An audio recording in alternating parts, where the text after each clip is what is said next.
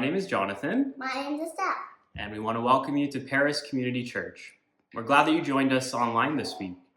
As a church, we believe that God is for you, and so your church should be too. But what does that actually look like? Well, one example from this past week is the rummage sale that we held at our church.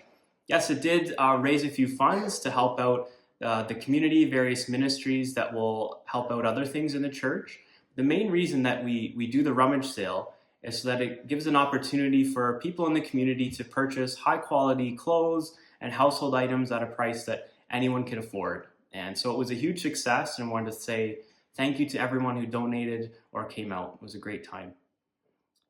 If you want to stay on top of other events, things like that are happening at our church, or if you would like to know more about the various ministries in the church or get more connected in general, one of the best ways to do that is through our weekly e-blast. You can head over to our website to sign up for that. And we hope that you'll find this time together meaningful and that it helps you encounter more of God in your life, especially as Joel continues in this series on how our faith responds to fear. If you do find this time meaningful, I hope that you might leave a comment below. Or what else should they do if they like the video? I can subscribe down below.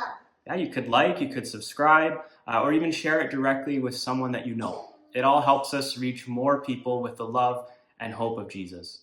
So thank you for joining us, and we hope that you have a great rest of your day. Bye.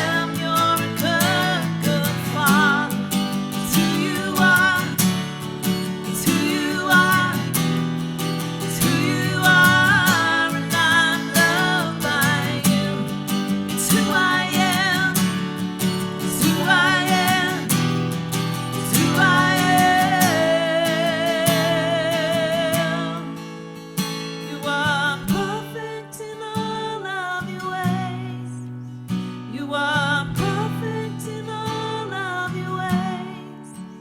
You are perfect in all of your ways to us. You're a good, good Father. It's who you are.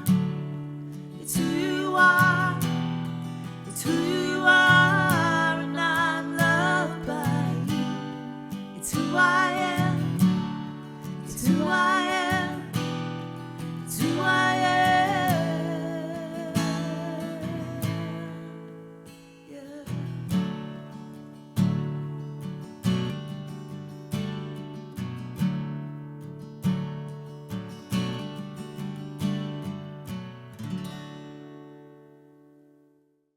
So I have a question for you this week, and I know you can't verbally give me the response, so maybe you want to throw it into the chat or you want to leave a comment behind. But the question is this, is that when you are riding a roller coaster and you are going up to the peak and you are about to plunge down, are you the type of person who like has your hands up in the air, or are you like holding on to that grip so tight that you're like leaving your fingerprints behind? Like, where do you land? For some of you might be thinking like, listen, Joel, I don't even get on the roller coasters, so I don't know what you are talking about.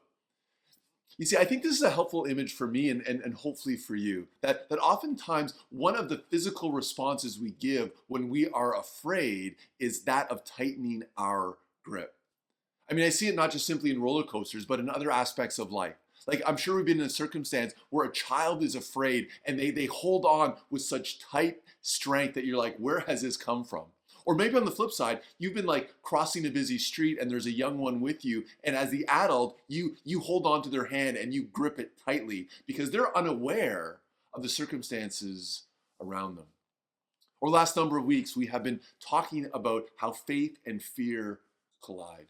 That I believe that no matter who you are, no matter how old, no matter how young, no matter how accomplished you may be, no matter whether you're a person of faith or not, we all face fears in life. And the question I want to look at is how does faith respond in the midst of fears? Because as we've talked the last number of weeks, fear is a common response. It's an emotion. Like we shouldn't feel guilty about feeling fearful about certain situations. That fear is actually helpful because it indicates things that we need to be aware of. But we don't want our fear to be our focus, because what we feed will grow. And so how do we as followers of Jesus allow fear not to be our focus, but rather have the potential to even deepen our faith and trust in God even more? So today, I want to have a conversation around finances, because I believe that for many of us, we are in a time where there's a lot of fear, there's a lot of worry, there's a lot of anxiety around the financial situation in our country, in our world, and personally as well. And maybe you're sitting there wondering, like how is it that I respond? And I wonder if for many of us, the response is we are going to tighten our grip. That we are going to hold on tight and just try to ride out the storm. But is that the faithful response? Is that what God desires for you and for me? You see, I believe at the heart that what we believe should shape our behavior.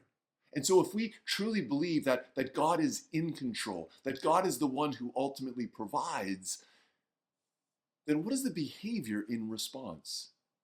Is the behavior supposed to be one of tightening our grip? That's what I want to dive into a little bit more today. And so what I want to do is I want to turn to a passage in the Bible, a passage that came 2,000 years ago. We're going to turn to 2 Corinthians, and there's actually two chapters, chapter 8 and 9. We're just going to kind of jump into one, but it comes at a time where the Apostle Paul is writing to a group of Christians in the city of Corinth. Think modern day Greece. And it's at a time where Paul has spent time with them, and now he's writing a letter in response to the struggles that they are facing, implementing their faith into the behaviors of everyday life. And the specific context is that there's a severe famine happening in another region, in Jerusalem, and the Christians are suffering. And so what Paul's been doing is he's been going to other Christian communities and encouraging them and asking them to help them support the followers of Jesus in Jerusalem. And the church in Corinth had been doing amazingly yet they started to lag. And that's what I want to jump into here today, because I think that what they were struggling with in terms of the financial uncertainty of what they were dealing with can begin to speak into our lives as well. So if you have a Bible, I encourage you to turn to it, or we're going to throw it up on the screen as well. But it's 2 Corinthians chapter 8, beginning in verse 1. And this is what we read. This is the Apostle Paul speaking. He says, "And now, brothers and sisters, we want you to know about the grace that God has given the Macedonian churches. In the midst of a very severe trial, their overflowing joy and their extreme poverty welled up in rich generosity. For I testify that they gave as much as they were able, and even beyond their ability, entirely on their own. They urgently pleaded with us for the privilege of sharing in this service to the Lord's people, and they exceeded our expectations. They gave themselves first to the Lord, and then by the will of God also to us. So we urge Titus, just as he had earlier made a beginning, to bring also to completion this act of grace on your part. But since you excel in everything, in faith, in speech, in knowledge, in complete earnestness, and in the love we have kindled in you, see that you also excel in the grace of giving. I'm not commanding you, but I want you to test the sincerity of your love by comparing it with the earnestness of others. For you know the grace of our Lord Jesus Christ, that though he was rich, yet for your sake he became poor, so that you through your poverty might become rich. And here's my judgment about what is best for you in this matter. Last year you were the first, not only to give, but also to have the desire to do so. Now finish the work, so that your eager willingness to do it may be matched by your completion of it, according to your means. For if the willingness is there, the gift is acceptable, according to what one has, not according to what one does not have. Our desire is not that others might be relieved while you are hard pressed, but there might be equality. At the present time, your plenty will supply what they need, so that in turn, their plenty will supply what your need. The goal is equality, as it is written, the one who gathered much did not have too much. The one who gathered little did not have too little. Now, I know there's a lot there, and I encourage you to kind of keep reading, but essentially, Paul is encouraging the church in Corinth to be generous in their giving. And what he does is he uses another group of Christians as an example, the church in Macedonia. And I don't know if you heard it, but the description of the church in Macedonia is almost like an oxymoron. Like Paul says two things that you don't often think go together. He says extreme poverty welled up in rich generosity. Like how often do you hear those words go together? Poverty and generosity, right? Like it almost doesn't make sense. But what I love about what Paul is doing is, notice he never says an amount. He constantly says, like, I'm urging you. I'm just give what you are able. Like, but the overall point is Paul is addressing what I believe is one of the greatest barriers to generosity. And that is not greed, but rather fear. The fear of wondering, will I have enough? Will God really provide? You see, what Paul is doing is he is addressing the fact that the church in Corinth initially were incredibly generous. He's like, you not only were the first to give, but you were the first one to have the desire to give. And Paul is like, now continue and complete this act of giving. You see, their generosity had begun to wane. And so what was the problem? Paul makes another reference at the very end of this that begins to give a little bit of light, illuminate why they are so fearful. It's in the last line when he says this. He says, the one who gathered much did not have too much, and the one who gathered little did not have too little. Now for us, we might be thinking, like, what does that even mean? Like, what is Paul talking about? Paul is referencing a time in the history of Israel where they had to realize and remember that God provided daily for their needs. It goes all the way back to when the nation of Israel had been released as slaves out of Egypt and were on the way to the promised land. The problem was that they had to go through the wilderness, a desert, and they were doing it for 40 years. An additional problem is that there was like over 1 million of them. An additional problem is, I don't know how much time you've hung out in a desert, but not much grows there, right? And so you have 1 million people who literally left in the middle of the night are now wandering through the desert for 40 years. Like, what are they going to eat? what are they going to drink? God provides. He says, I'm going to give you manna and quail every single day. But here's the deal. I only want you to gather as much as you need for that one day. Don't gather more. Don't stockpile. Don't hoard it. Get what you need. And so if you have a large family, you take more. If you have a little family, you take less. And the deal was, if you stockpiled, whatever you kept as leftovers, it would perish. It would spoil. It would go rancid. You couldn't use it the next day. 40 years. 40 years they had to depend upon God to provide for their daily needs. I think sometimes we read through these passages in the Bible too quickly. Like, if I was there, I would be filled with a sense of worry and anxiety, wondering, like, will there be enough? And this is what Paul is referencing for the Christians in Corinth, that likely their issue is not wanting to be generous, not being greedy, but rather perhaps they have begun to fall on hard times, or maybe they start to realize that this was going to be a sacrifice, and so fear began to creep in. And what does fear so often do in the midst of life if left unchecked? It tightens our grip, particularly when it comes to our stuff. But what if we continue to remember that fear can actually be a prompt for greater faith? That oftentimes one of the best ways to begin to realize how God is in control, how God is the one who provides, is that when times are tight, when there is economic uncertainty, when it seems that we don't have enough, we still lean in and trust in God and believe that He will provide. But what is the behavior? It's the behavior of generosity. Jesus picks up on this in one of his early teachings. In Matthew chapter 6, we don't have time to get into it, but in verse 25, he basically says, why do you worry about what you're going to eat, what you're going to drink, what you're going to wear? Like Jesus is talking about the basics of life. He says, listen, I provide. Like, look at the lilies of the field, or look at the birds in the air. Like they don't fret, they don't worry. I provide for them. How much more so will I do for you? And at the very end, he says this, don't worry about tomorrow. Seek me first. Jesus is bringing it back to one of the great principles when it comes to how do we respond to fear with faith. Don't make it our focus. Make Jesus our focus. And if we truly believe that He is with us, that He is in control, that He is the one who provides, what is the behavior that comes out of that?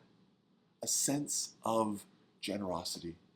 You see, the Bible speaks so often about giving, about being generous, not because God needs our stuff, not even because it helps other people, but because generosity is one of the greatest examples of if we truly trust and believe that God is in control. You see, the Apostle Paul in his writing was saying, listen, you excel in many things. You excel in love. You excel in faith. He's like, now excel in giving. Make it personal. Don't allow the fear of the economic uncertainty to tighten your grip, because it's not about what you give or how much you give.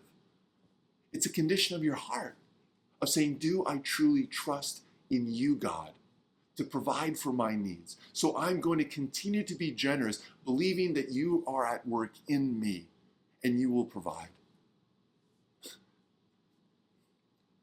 I wrestle with this personally in my own life, but also as the leader of this church. That when we make decisions and we make financial decisions, we're always like, okay, is God going to provide?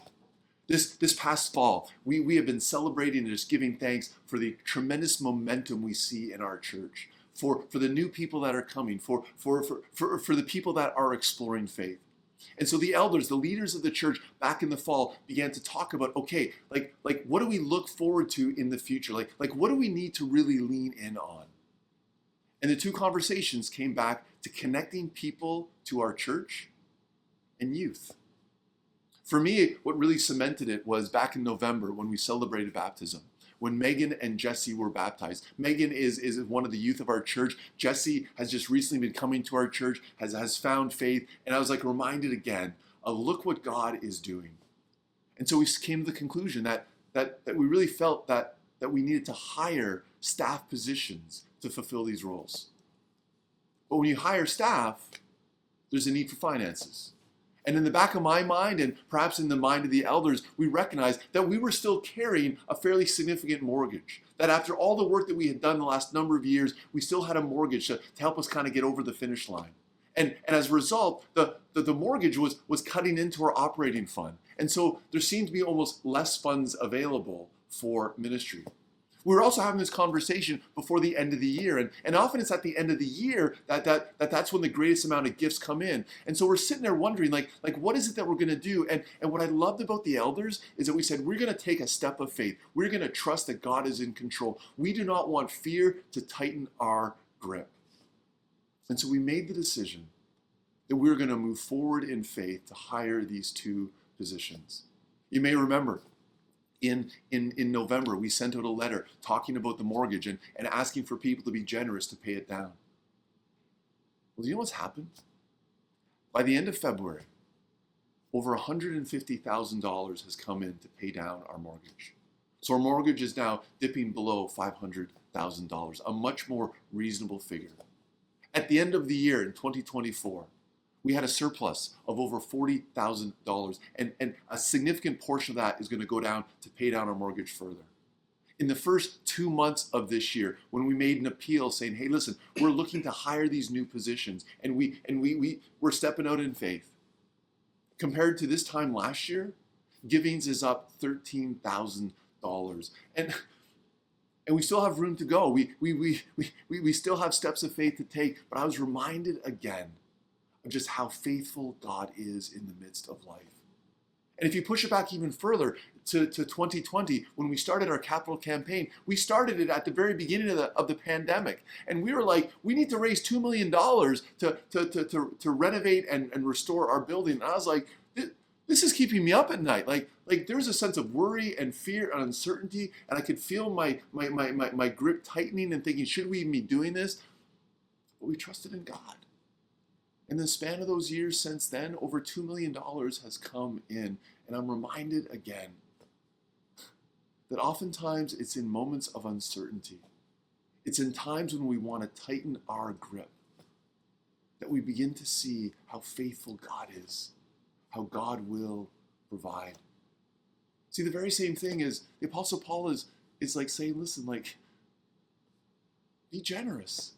I'm not going to tell you how much to give, and I realize that not everyone has the same amount to give, but be generous. When I think of finances in my life, when I think at times of the sense of uncertainty and worry that goes along with it, if I truly believe and have faith that God is in control, that God is the one who provides, then the behavior that comes out of this is generosity. So let me ask you a question. When it comes to your finances, when it comes to uncertainty or perhaps worry, are you tightening your grip or are you loosening your hands? Because for me, that's an important metaphor. You see, when you tighten your grip, yes, you can hold on to tightly the things that are yours. But a tightened grip, it's hard to give anything to. Whereas open hands means that, yes, you may not hold things as firmly, you hold things more loosely. But there's also the means in which God will provide for what you need. This week, take some time. Read through 2 Corinthians chapter 8 and 9 and begin to make it personal. And begin to see how these are the words that God wants to speak into your life. Listen, I get it. That there's a sense of fear, there's a sense of worry, there's a sense of uncertainty, as will I have enough? But as people of faith, do we trust that God is not only with us and in control, but God is the one who will provide? And if we believe that, the behavior will be one of generosity. And the amazing thing about generosity is that it's a way that God not only works through us, but God works in us. Don't allow fear to be your focus. Allow it to prompt greater faith and trust by being generous in all you do. Let's pray together. Gracious God, thank you for this day. Thank you for the reminder of just the incredible ways that you are faithful in all of life. I give thanks for the things that are happening in our church because of the generosity of others. I pray for those that are watching that perhaps are struggling and are finding it just difficult to trust in you. God, may our faith shape our behavior. May we not tighten our grip, but truly trust and be people who are generous in all that we do, believing that you are in control and you will provide. For we ask this, Jesus, in your name. Amen. Well, thanks for being with us this week. Join us next week as we continue to focus around how do we respond to the fears of the uncertainties moving forward. But may you know that God's blessing is with you and upon you today and in all of your tomorrows. Have a great rest of your week.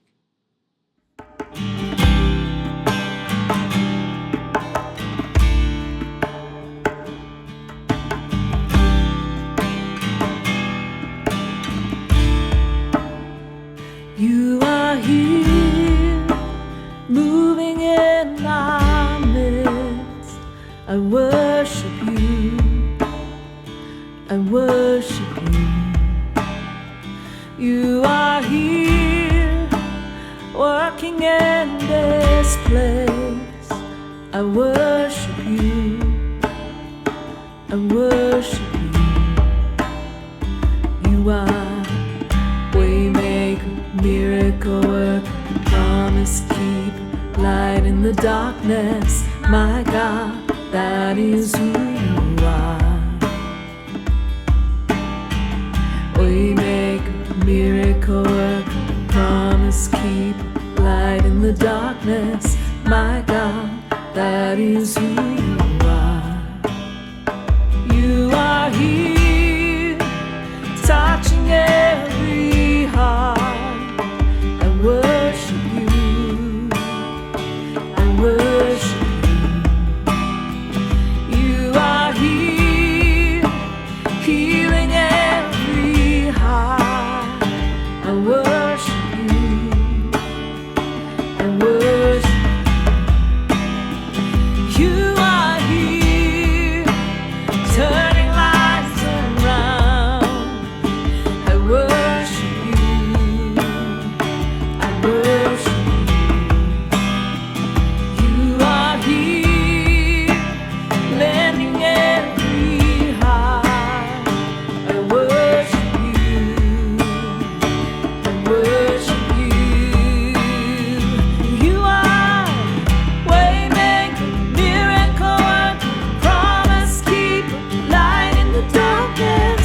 My God, that is who you are.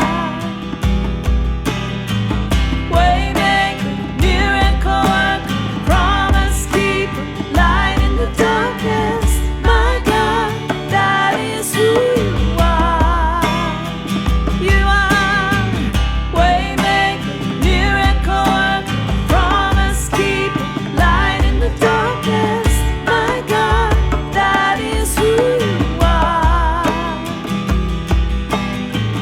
Waymaker, miracle worker, promise keeper, light in the darkness. My God, that is who you are. That is who you are. That is who you are. That is who you are. That is who you are. That is who you are. That is who you are. That is who you are. That is who you are. Even when I don't see it, you're working. Even when I don't feel it, you're working. You never stop. You never stop working. You never stop. You never stop working. Even when I don't see it, you're working. Even when I don't feel it, you're working. You never stop. You never stop working. You never stop. You never stop working. Even when I don't see it, you're working. Even when I don't feel it, you're working. You never